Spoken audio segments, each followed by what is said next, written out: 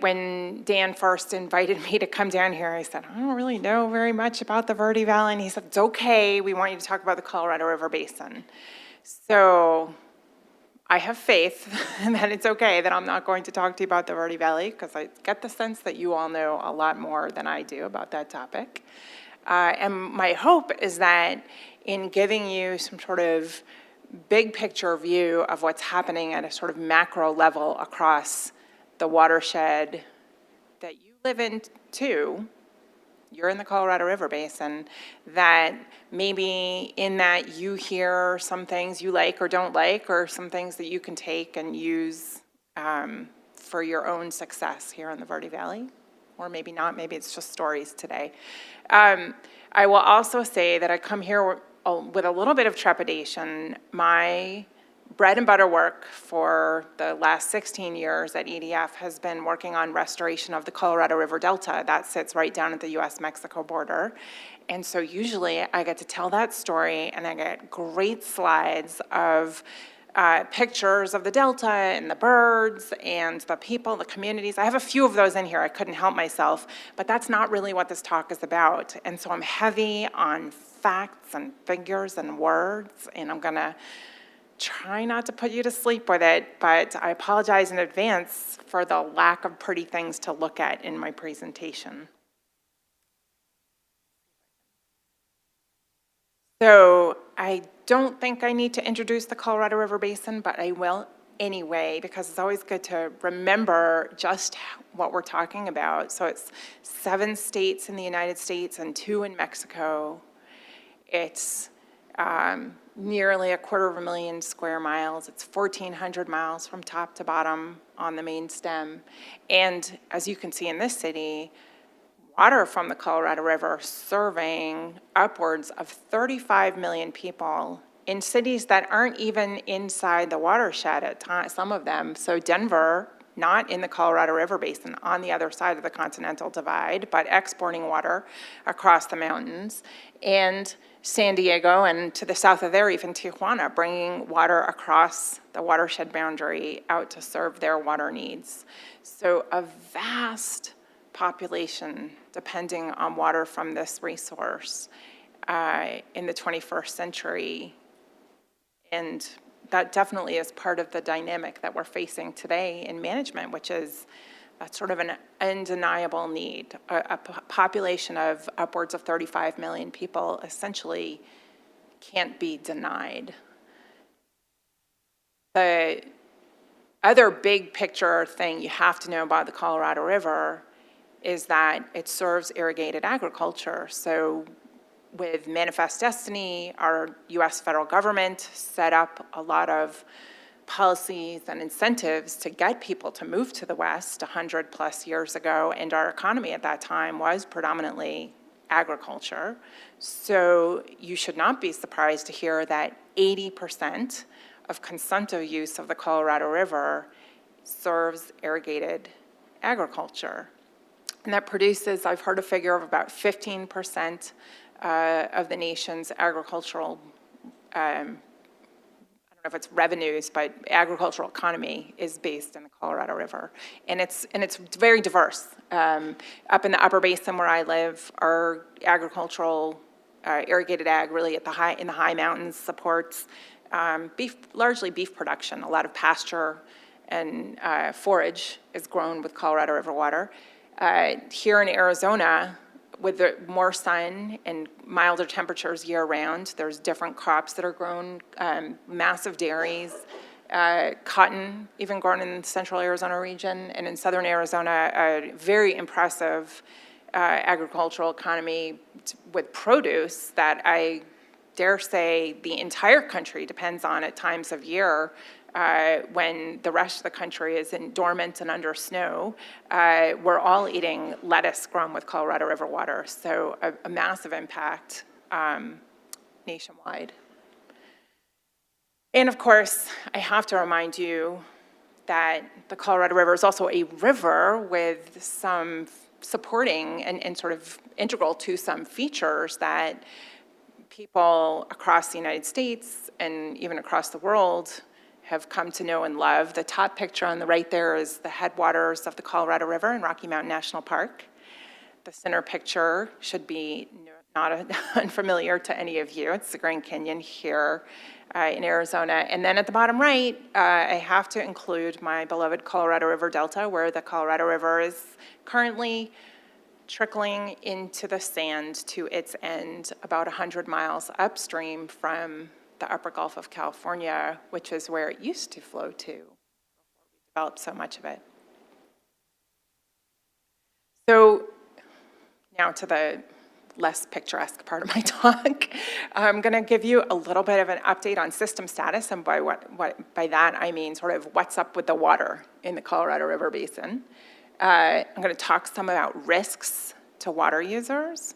I'm going to talk about different management approaches that are emerging today, sort of some of the cutting edge deals. I'm going to try to put that in a little bit in the context of something we call the law of the river, which is every piece of local to state to federal reg, law, compact, treaty that applies to managing water in the Colorado River. But this is not going to be a law school lesson on that. And by the way, I am not an attorney, so if you are looking for legal advice, go somewhere else, not me.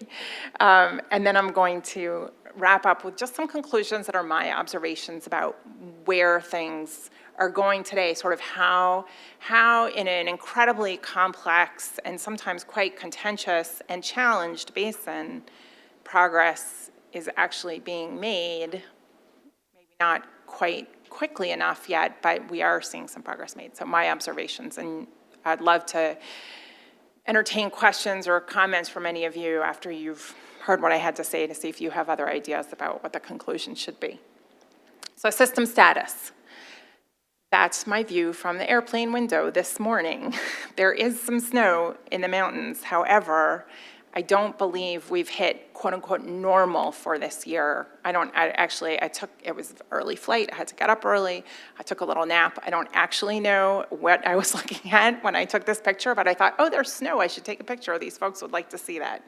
So this is what a federal agency or a federal office, I think of NOAA, called the National Oceanographic and Aerospace Agency, probably from the National Weather Service, has an office they call the Colorado River Basin Forecast Center that water managers all over the basin rely on to give us our read on sort of how is the winter going, right? So most of our precip occurs as snow in the mountains. And so it's how's the snowpack for the year? That's your answer to how's this year's climate treating us. So I believe what we have is the purple-ish line. Probably this one is the median from 1981 to 2010. The average is the blue line, so not that far off. And so median and average, right? So the middle value and the mean value. And then we have 2015 and 2014. And so the key thing that I think that I really want to point out is that where we are today, and I think this is, what date did I get? It was, I think I pulled this off the computer this weekend. Yeah, it's created February 2nd. So where we are right now, we've had some storms, but you see a little bit of tailing off of this green line. That's this year. And what that means is that we've had some storms, but it got warm. Sometimes when it gets warm, the snow sublimates. That means it doesn't melt and go into the rivers. It actually goes straight from solid state snow into the atmosphere as water vapor. And that has, we've actually noticed a trend of increasing sublimation over the past decade, or at least that I've been paying attention, as we got this really warm weather through the winter and sometimes quite extremely in March. And we've had years where we thought the snowpack looked pretty good and then the whole thing just kind of vanished. And that's, I am not a climate scientist either, but that's part of what I'm reporting to you on today. So that's what they're reporting for. And this is, oh, by the way, this is Snowpack reports aggregated for the entire basin that drains into Lake Powell. which is the bottom end of what we call the Upper Basin of the Colorado River and the beginning of the large reservoirs in the system. So actually here I can show you the basin, and there is a sort of bucket representation of Lake Powell. And really all I wanted to show you, the numbers here shouldn't concern you, but what I wanted to show you is that we have a storage system in the river, on the Colorado River, that is basically unequaled pretty much anywhere in the world. It stores 4 times the annual average flow of the river. That is massive, massive amount of storage compared to what the river produces in a year. It is currently half empty. You know, the other way to look at it is it's currently half full. We have 2 years of supply in storage, although maybe some of it at the bottom of those reservoirs and not perfectly accessible. But with all that storage, we've actually been able to weather a long drought better, absolutely, than we would have been able to weather it had we not had all that storage. On the other hand, it is concerning to a lot of people right now that we have drained the reservoir system by 50%, a little more than 50% even, and we don't know if we have the regulatory tools in place at this time to put the brakes on in a way that is sort of met with, you know, done through law and order and the law of the river. So we're half empty, half full, half full. So risk to water users, kind of at the macro level. I told you I had to start a little bit with law of the river and risk. And again, this is not a lesson in the law of the river. And I have included some sort of recent changes with that I think bode well for the basin. So I put some dates of when these rules were made. So the first thing to realize is that while you probably heard, if you've been paying attention to water in the papers and looking at sort of Arizona's status, right? Arizona is definitely subject to shortages first and more acutely than other states in the basin.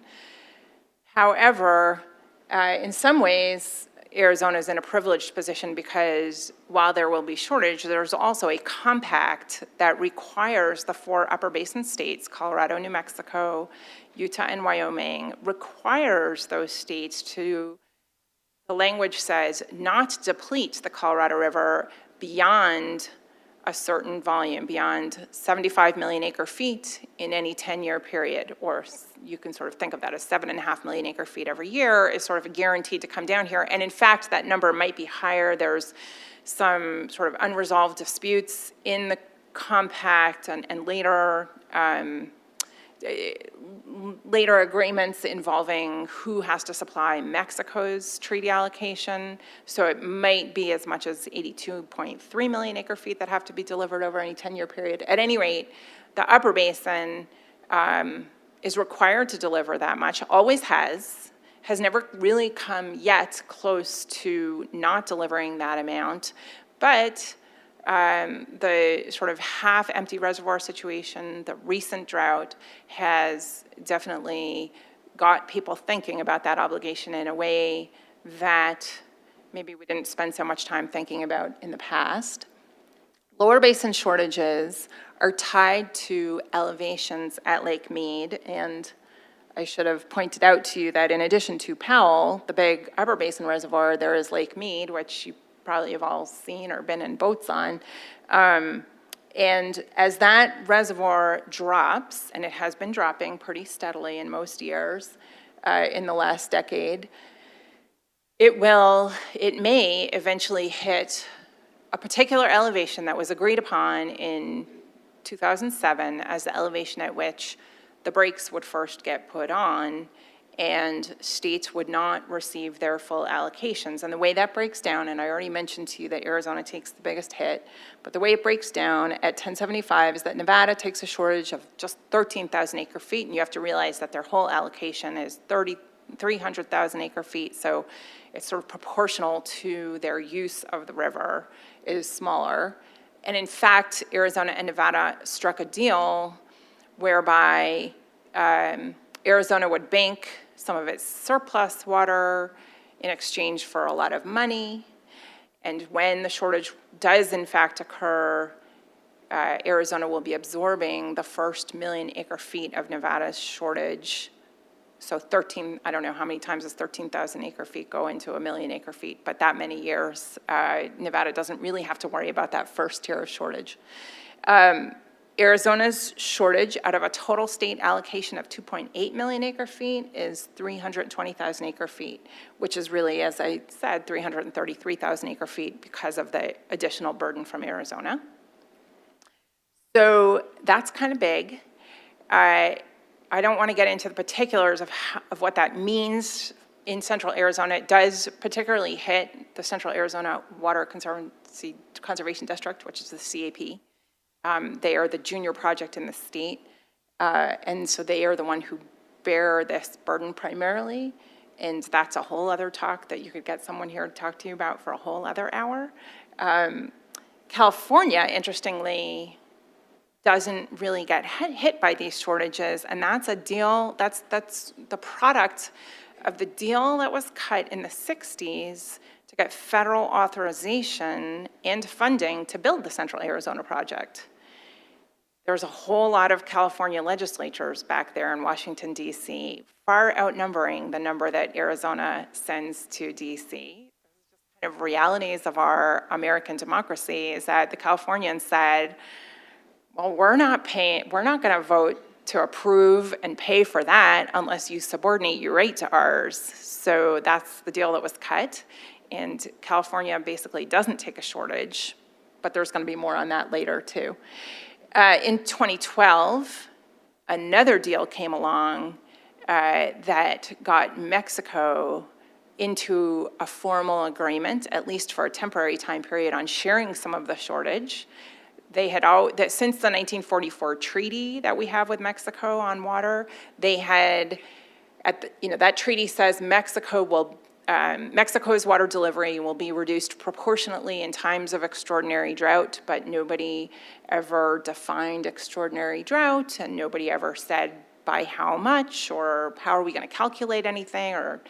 And so this rulemaking or this agreement that was signed in 2012, where Mexico voluntarily agreed to take shortages, at least for a temporary time period, that may be renewed. So they take 50,000 acre feet. When you get to Mead 1050, which is 25 feet lower in the reservoir, there's sort of same set of organizations or entities get cut back even more, 1025 even more. Okay, I told you I was going to get a little fact and figures. So what's the short-term risk? This is a chart showing you the elevation at Lake Mead, 1075, that's your number. That's where we're going to hit shortages. And that's actually here in the line marked for you very clearly. Here's where we are today.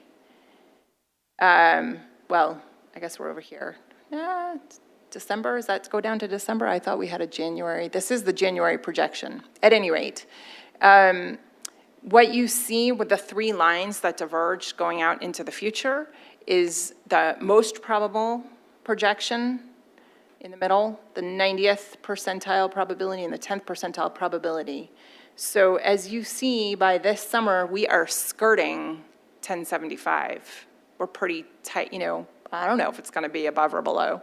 And then as you get a year out, and this is a 24-month projection, as you get a year out, there's a lot of uncertainty about the hydrology, and so we don't know exactly where the lake will be, but there's projections that show that we could easily hit a shortage condition. And I'm not going to tell you exactly how they make that determination that the following year will be in a shortage. It's not just that the day we hit 1075, a shortage is turned on. They give the water agencies some time to prepare.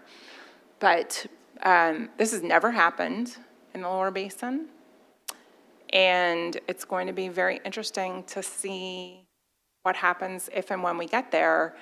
And I will say that as a sort of observer of what's been happening in the basin, watching the approach, which is kind of inexorable, steady downward dive of the lake elevations, and sort of what I'm going to talk to you about today is interesting as well, sort of how the agencies are watching this and taking action the face of this, and what are they doing? The Upper Basin also is talking about risk. Right now, there is not a risk of, they don't perceive that they are an imminent risk of not meeting their compact obligation to deliver water downstream. So they're not talking about how are we going to curtail our water uses to make sure we're sending enough water downstream, but they are very concerned about being able to generate power out of the Glen Canyon Dam, which is the dam that holds back Lake Powell. There are certainly a lot of customers who get subsidized power, and that matters a lot to them, but they're also using the hydropower revenues to support programs that make it possible for water users up in the Upper Basin, Colorado, Wyoming, Utah, and New Mexico, make it possible for them to continue their uses of water. So an example is there are some endangered species of fish, and the way that the programs have been put together to make sure that we're taking care of those fish, so that we can allow our water users to continue their withdrawals, those programs are funded with money from the hydropower revenues. So, it's not like money's not fungible. In some ways it is, but they very much rely on having those revenues available to keep their system moving without a hiccup. So they're keeping an eye on this. And what this graph tells you, again, into the numbers, is that if you were to repeat the hydrology that we have just seen from 1988 to 2007, so we're not even, in this case, pretending that we know how to forecast to the future. We're just saying, what if it was just like it was in the last couple of decades? Then 20% of the time, Powell would drop below its ability to generate hydropower. And that's a considerable risk, and it has woken up people in the Upper Basin enough to get them to start thinking proactively about what can they do to mitigate, to manage risk. So this is all still short-term risk. Just a little bit more about sort of the long-term hydrology issue, sort of what do we know about, is it going to snow, basically. If you go to look at, 2000 to basically the last 15 years, historically unprecedented drought in the Colorado River Basin with an average annual flow of 12.5 million acre feet. The historical record going back to 1906, when they started with the gauge readings, is 14.8. The number when I started in this work 15 years ago was about 15 million acre feet. That's your annual average flow of the basin. We've learned over time, it's a little lower than that today, and now we have a lot of different ways of looking at it. So in addition to just knowing about the last 14 years, you can go back to 1988, it's a little higher. There were some high flows in the 90s. The Gila down in southern Arizona actually ran, although that wouldn't have counted in the Lease Ferry calculation. These are all calculations at Lease Ferry. But there were some wet years in the 90s. And then CC here, that's climate change. So this is what a big federal study published in 2012 said about what climate change means for the basin with the best tools they have available at the time, that their future projection sort of out of, by mid-century is about 13.7 million acre feet. So if this is the hole that we think we started with, and we're moving down to this, or I don't know, maybe it's that, or maybe this is a view from the past. So some really clever scientists have figured out how to use tree rings and the varied growth in forests to tell us about how wet those forests were in the past, and they're using that to reconstruct hydrology and telling us that they think they know enough to tell us how wet or dry the Colorado River Basin was over centuries into the past, when we really have clearly no gauged records.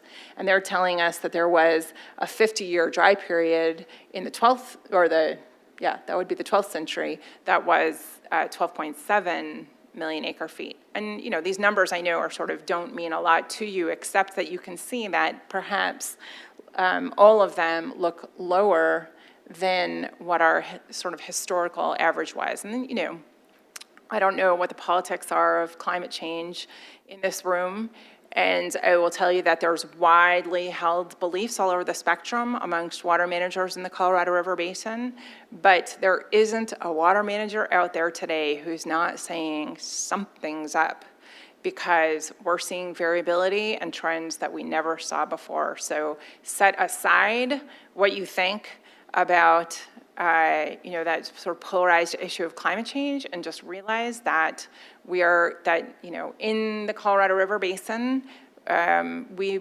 don't really know what we're up against. And while we might want to hope for the best, we probably need to be prepared for some of these worst outcomes in terms of what water we have to work with. This is a graphic that was first published in that 2012 federal state cooperative study projecting, showing the historic trends in Colorado River supply, left of the dotted line. This is the 10-year running average supply. It's quite variable, actually, if you think about it. Some years there's a lot of snow. It actually seems to almost move decadally. And some people say that's tied to, actually not just some people, climate scientists say that's tied to pressure systems in the Pacific Ocean, El Nino, La Nina cycles. But the other thing is this sort of steady rise in our demands for Colorado River water as the West was increasingly settled, and shouldn't surprise anybody. So then they have their forecasts out into the future. There's our rising demand, and there's some uncertainty in demand, right? We might all get with the program and install the low flow shower heads and xeriscape our gardens, or we might not, and more people might move out here, fewer people might move out here, we don't know. So they embed some uncertainty into that demand. And then there's the big blue fuzzy line, which is the supply. And those are purposefully imprecise, but the clear thing that is indisputable about those is that there's a lot more demand than there is supply. And now we're talking not just like in your one little place where you want to sort of survey the landscape and say, well, where else could I get water from? We're talking about the Colorado River Basin across the entire inland western United States and extending its supply all the way out to the Southern California coast and the northwestern Mexico coast. So the scale of this is huge. Okay, these got a little wonky. You guys wanted a water talk? It's a little wonky. I'll try not to spend too much time on these, but at least get you to understand what they are. These are probabilities of vulnerabilities that were projected by that federal state study. So this is the probability of the Upper Basin facing a deficit in their deliveries to Leaf Ferry. In other words, what's the probability of a compact call? That's kind of the oversimplified way to say it. And what they did was use dozens of different scenarios, both on supply and on demand. So you've got everything from the historic supply in here to climate change supplies. You've got demands that are sort of, we've all signed up to be members of environmental defense funds, and we're low water users, or we're more profligate water users. And that's all sort of embedded in here in these different lines. But what it shows you is that under most scenarios, there's some probability of a Leaf Ferry deficit. And if you look at the two climate change ones that are highlighted here in bold, and I think blue is climate change with rapid growth, and red is climate change with a sort of more modest water-using population. You can see that in both of those cases, if you assume that our water supply is reduced by the climate, then we're up around a 20% probability of required curtailment in the Upper Basin. So a real vulnerability in the long term, not just that short-term hydropower challenge I was talking about earlier. And then for the Lower Basin, and sorry, this one's even messier, but it's a starker situation here. So this is the same, here we have years out through 2060, and we have the probability of the vulnerability. This is the probability of a shortage in any of the traces, so any of the sort of crossed supplies with demand. So notice that we are no longer sitting at the bottom of the graph. We are sitting at the top of the graph, and we are hovering around, 90% towards near certain probability that we are sitting in a situation with shortages in the lower basin. So pretty sobering. And then on the right, what we have is those same scenarios expressed a little differently. This is Mead elevation. Remember that 1075 is our first shortage threshold. And this cluster of lines is all the 50th percentile probability. This cluster of lines is all the 90th percentile probability, so like at the wettest end of any of the runs. And this is the 10th percentile. And so I just think it's important to see that 50th percentile probability by 2030, we are well in the realm of shortages pretty inevitably.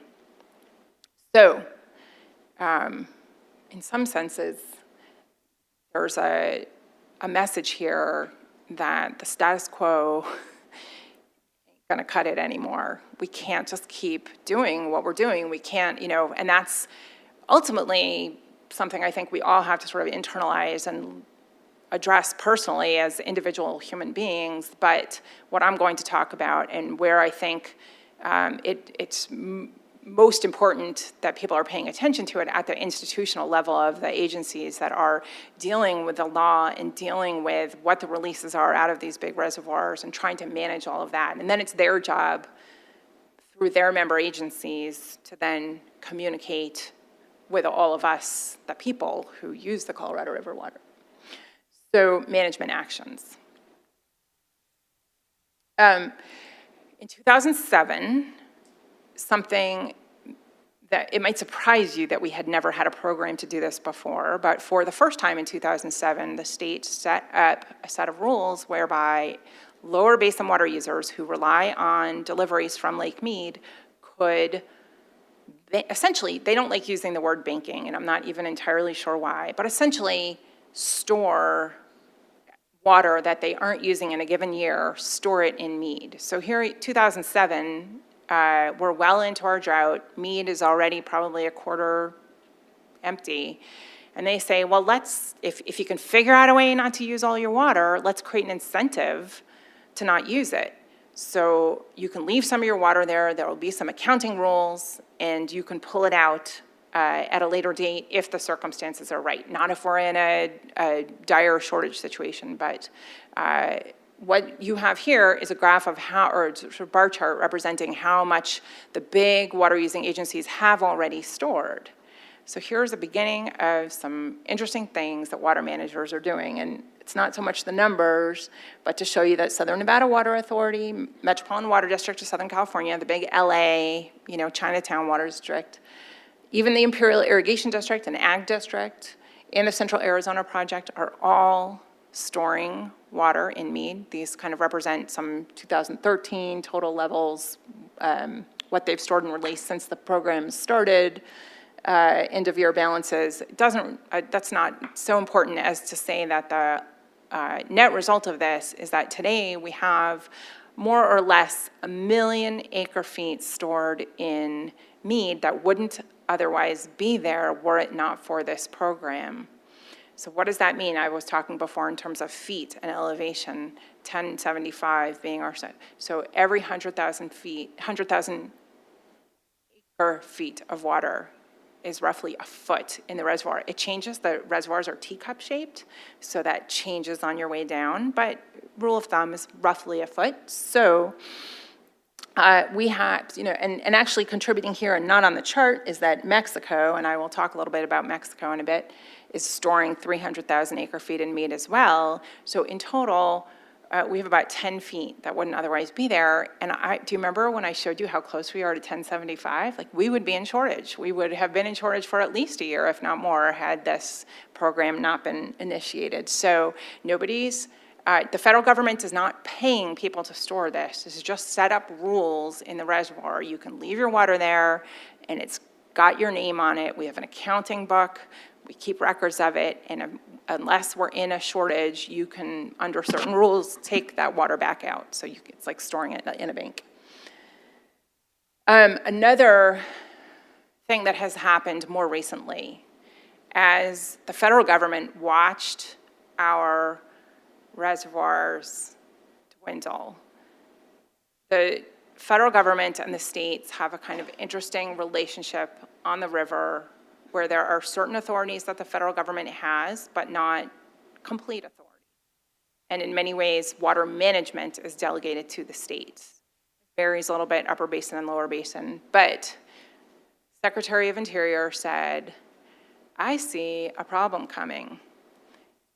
You all fix it, or I will be left with no choice but to come up with my rules to fix it. And as you know, in this part of the country, there's nothing like a threat of federal rulemaking to get people motivated to do something. And sometimes, and I think that the Interior Secretary does that very deliberately, says, come up with your rules so I don't have to, but you better get me some rules. So the challenge from Interior is, what if the current drought were to continue into the future?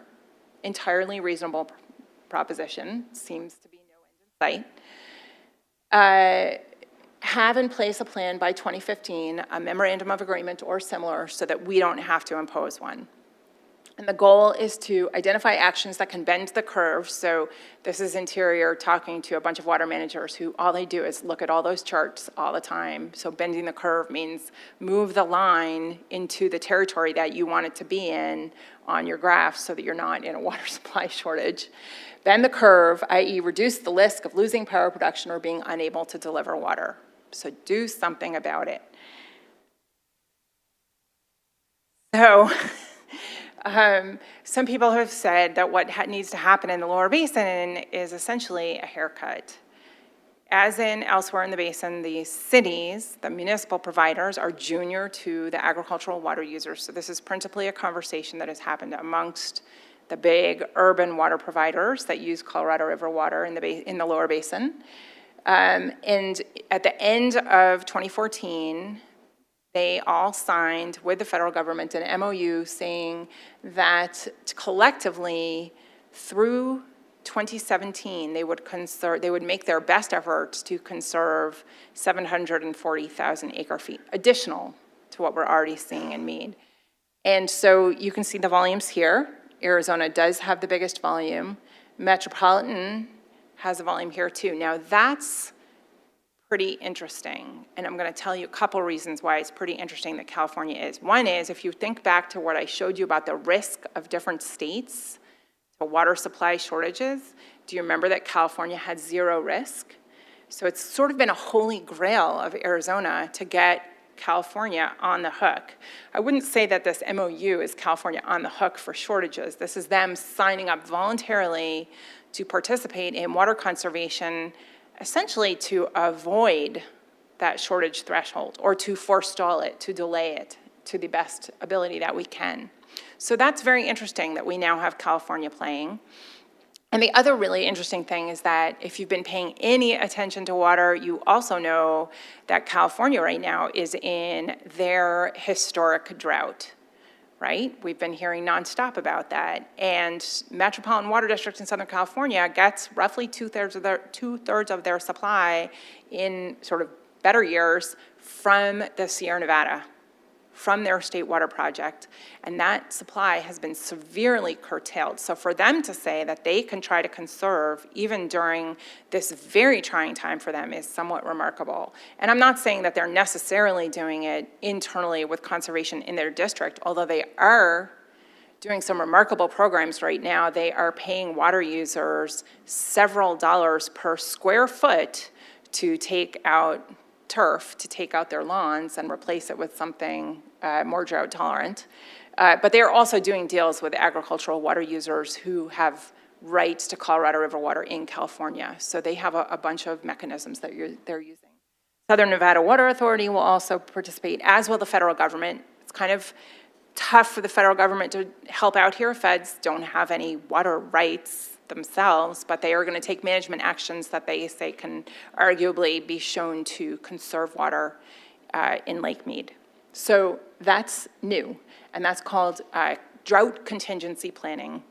And, there's an MOU out there. It's part of public records. I can probably get you the website if you ever wanted to see it. But that's something new. And I will say that Interior received this warmly and said that's great, but also said very explicitly on the record in December at a big Colorado River meeting, that's great, but it is not enough. So I know that the water managers who crafted this deal are back at the table trying to figure out what more they can do through voluntary measures that likely compensate willing participants in deals to create water or conserve water for bare water use that can be conserved in Mead. In the Upper Basin, where I hope I made the point that things are not quite as dire as in the Lower Basin, there is a sort of different approach, and they are trying to get Powell to not drop below that power pool line.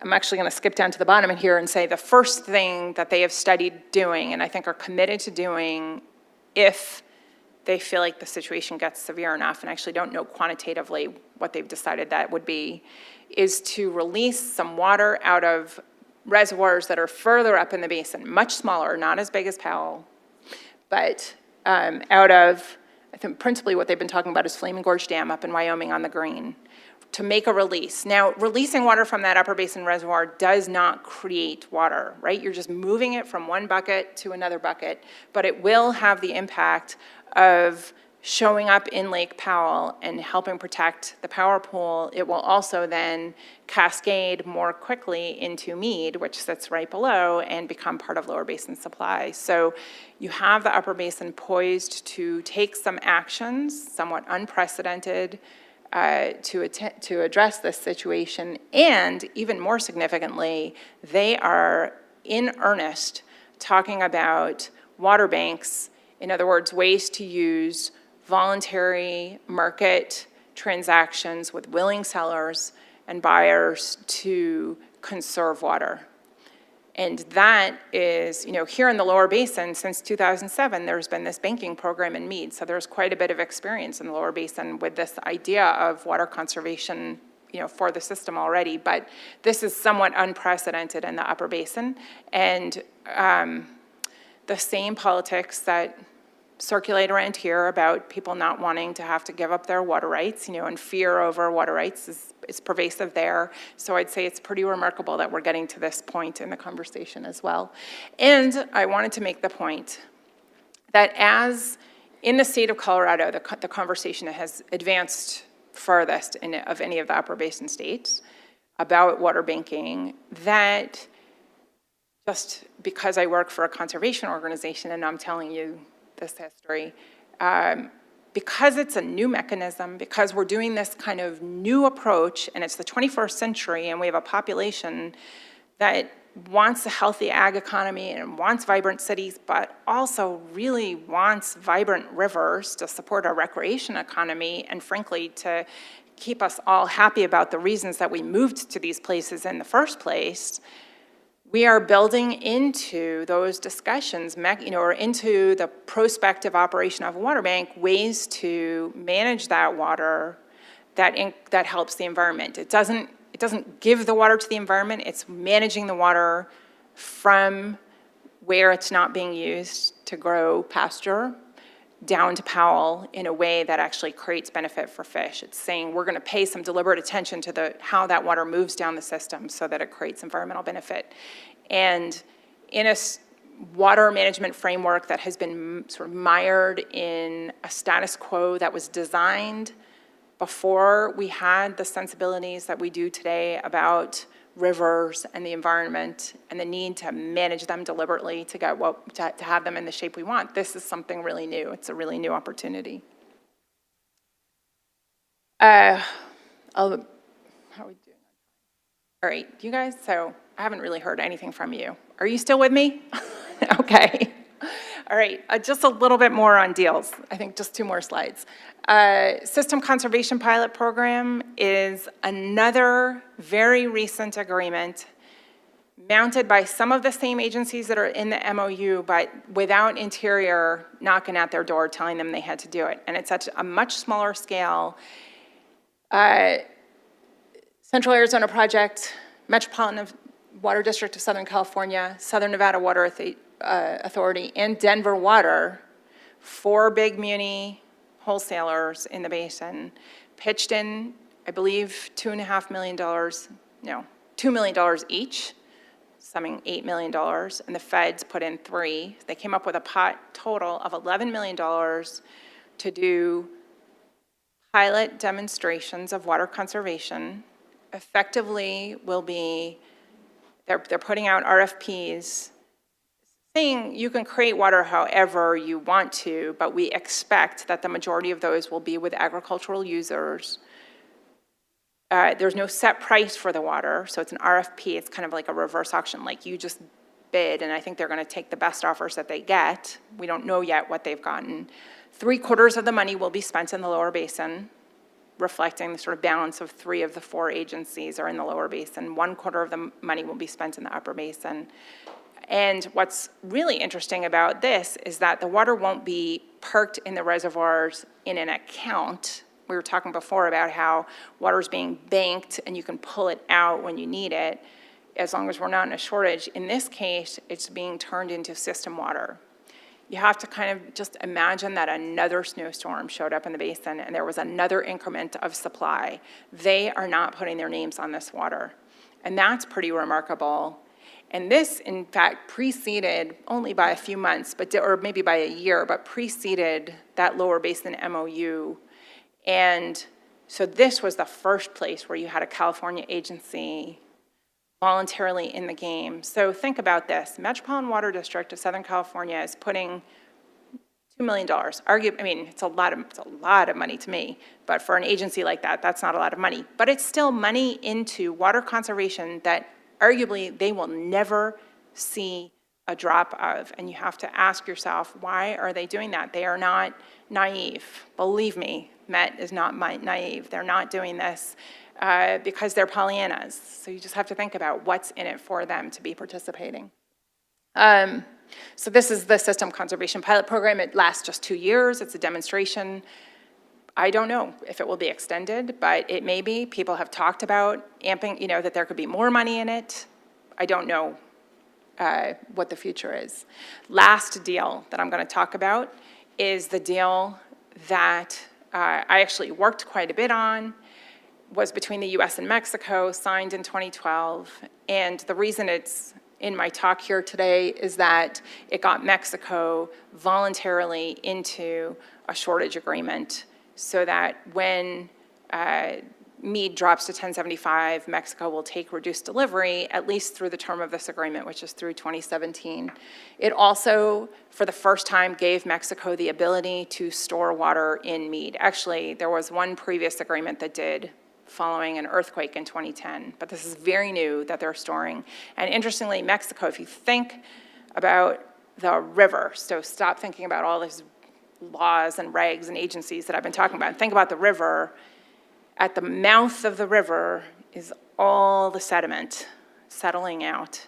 It's flat and sandy down there. They have no place to build any storage. So it's not because they haven't thought about it or set aside the money to do it. They can't physically do it. So for them, having the ability to store water in Mead is huge. They have somewhat different rules than we have in the US. Because they have no other storage, they are given the permission to withdraw some, not all, of their banked water during a shortage. But they did this all voluntarily. They also, in this deal, they're by national joint investments in water conservation, so money coming from both countries to line canals in Mexico that will save water.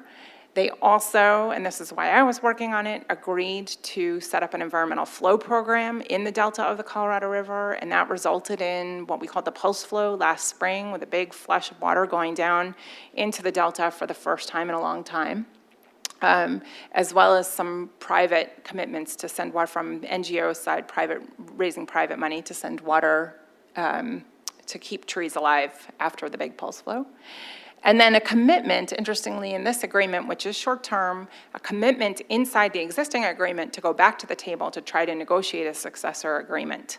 It's a lot of new operating rules here, and nobody, I don't think, would have signed up for it if it had been 30 years. It's just too much new to digest for that long of a time frame. So it's 5 years, but with a commitment to go back to the negotiating table to extend, modify, keep on. And, you know, I hear loud and clear from both the United States and Mexican officials that they fully intend to see an extension of this agreement, modified quite likely, but an extension with probably some of the same pillars in the agreement that you see right here.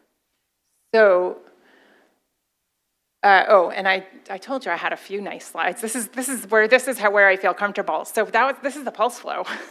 This is about 100,000 acre feet being released over 2 months below the last dam on the river into a riverbed that had largely been dry for a long time.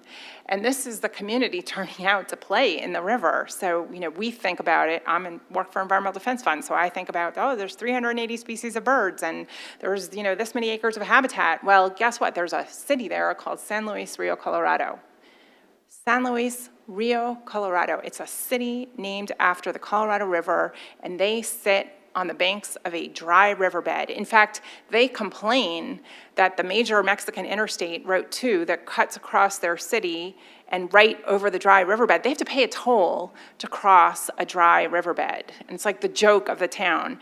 But when the river came back, and they knew that the river came back out of a deliberate agreement in rule, in force between their country and us, you know, poor Mexico, so far from God, so close to the United States, those mean people to the north who stole all their water, they came out to celebrate.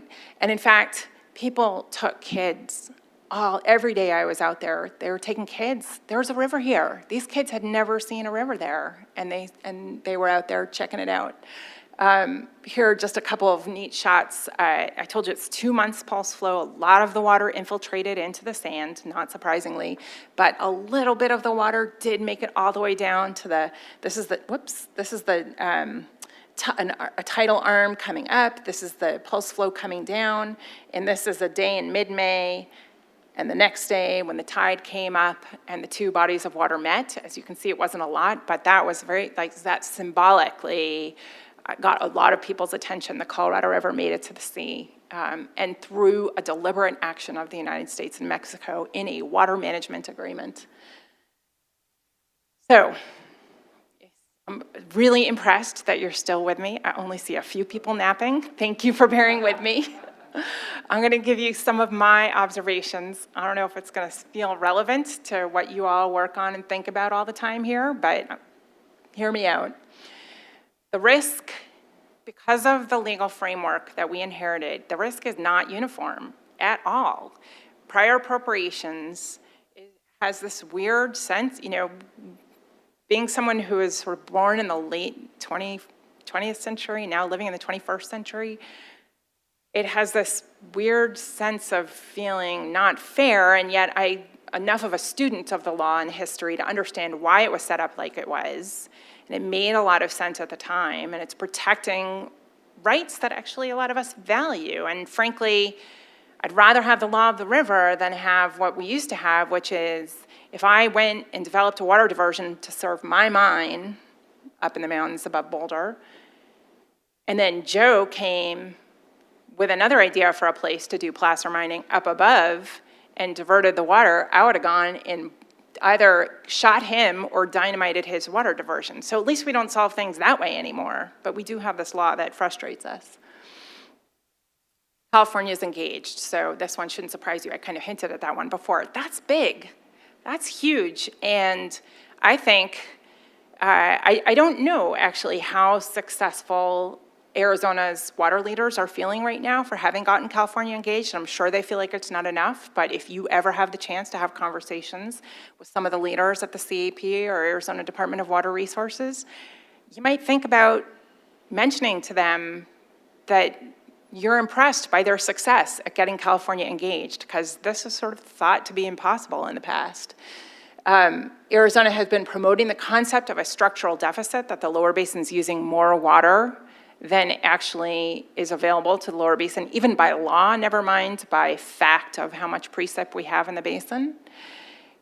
Certainly, Arizona is cognizant of the fact that in a shortage condition, I don't know what litigation threat is most viable, but there's certain, people will start sharpening those tools when shortages arise. So we've gone for quite a long time now on the Colorado River without a major piece of litigation upsetting the apple cart. And I think there's probably a sense, at least amongst some California players, that it might be worth putting some money in now to just defer that possibility of litigation, which even if they are confident that their rights are secure, will destabilize how we do business on the river. And then, as I mentioned earlier, the vulnerability to the Sierra droughts means that California may desire new flexibility to withdraw their banked water or protection volume, which is the water they've created under that MOU, during shortage conditions. So because the drought is so bad in the Sierra Nevada, and by the way, I heard a report this week that says it's looking as bad. I mean, it's only January, it's February, but it's only early February, and we still have a bit of winter season left to go, but it's looking bad again in California, no relief. So they may need the flexibility to withdraw some banked water out of Mead, even if the Colorado River is in a shortage condition in Mead. And so California is beginning to try to move into deal-making mode, because if they're not helping others, nobody's going to help them. That's kind of the way this deal-making works. We don't have a judge making the decisions. We don't have the Congress in the DC making the decisions. We have these agencies looking at each other saying, what's my problem, what's your problem, can we make a deal? Mexico is engaged. So 7 years ago, there were lawsuits crossing the border. And it was abysmal. There was no dialogue. There was a perception of unilateral action on both sides. And the fact that they got this new agreement signed in 2012 is sort of nothing short of miraculous. What it really is a lot of very, very dedicated water managers who are committed to leaving bad history in the past and put a lot of elbow grease, a lot of persistence and dedication into trying to make it through to new understanding and new ways of doing business. So we have Mexico engaged with a voluntary agreement that contains significant benefits for Mexico. But we also know that Mexico is incentivized to participate, because if they didn't sign up for that voluntary shortage, they also know from history that they sit downstream and thus are subject to management upstream, and even potentially subject to having their water rights shorted if there wasn't an agreement in law. And I certainly heard that in the past, people at State Department talking about what can we do, how are we going to short Mexico even if we don't have an agreement with them on this. So Mexico knows, and they were willing to get in this agreement. The Upper Basin is engaged, and the Upper Basin is so they have a 20% probability of losing some hydropower revenues. Not really their water at risk right now, but they're engaged, and they're starting some actions on water conservation. There is this short-term risk to hydropower. It does help them. It's, I haven't even thought through the financial analysis. Is it less expensive to conserve the water and preserve your hydropower revenue, or is it just easier to pay your bill for what you're not getting off hydropower revenue? I'm not sure. But I think the reason you're seeing them positioning themselves into a frame where they're a player and they're in it, even if it's in a very small way, which is appropriate because their risk right now is very small, but they're in it, is because of something that people have called, and I wasn't the one who came up with this, the climate change squeeze. And one more chart, if you'll bear with me. So in the long term, if the water availability in the Colorado River Basin varies, if your average long-term flow, so here we're at a high of 8 million acre feet, and a low of 0. This is the Upper Basin. The Upper Basin sits downstream, but the compact says the Upper Basin will deliver to the Lower Basin 75 million acre feet every 10 years. So that's pretty much guaranteed. I think what you're seeing is under 7 million acre feet because it's with the shortage volume taken out, the existing shortage rules. Mexico, by treaty, gets a little bit of shortage. You see a little dip, but basically still gets their supply. Right now, the big risk of climate change sits on the shoulders of water users in the Upper Basin, Colorado, New Mexico, Wyoming, and Utah. As water in this basin, as our snowpack declines, because of the way our law is set up and because of the compact, they are the ones whose supply declines as the overall supply declines. Will this stand over time? I don't know. I'll be a student of our water history just like you will, but this is the big risk that they face. It's not right, it's not today, but it's what they see coming down the pike. And so I'd say that the benefits of them engaging in water conservation for the basin's good today are these piloting actions, partly to gain some experience. Can we do this? How do we actually do it? You know, if you don't irrigate alfalfa in a high elevation pasture for a season, does the roots of the alfalfa actually tap into the aquifer using the same amount of water that it would have used if you irrigated it anyway? I mean, do we know enough about what we're doing to say that we can actually do these things? They're beginning to test it. Do we know that the water that you conserve will actually make it to the reservoir all the way down at Lake Powell? I mean, what about all the intervening users on the river in between? How do we know? You know, we're going to have, we don't know yet how those agreements are going to be structured, but we may need to have them, and they're beginning to think about that now. And then I would say this last line, this reinforcement of the idea in sort of the water culture of the Upper Basin, that we are all in this together. And our risk may be out several decades, but it's a big risk, and we better start figuring it out now. So generally, and I'm almost done here, I think what I'm seeing is an emerging preference for conservation, voluntary conservation, market-based conservation before shortages.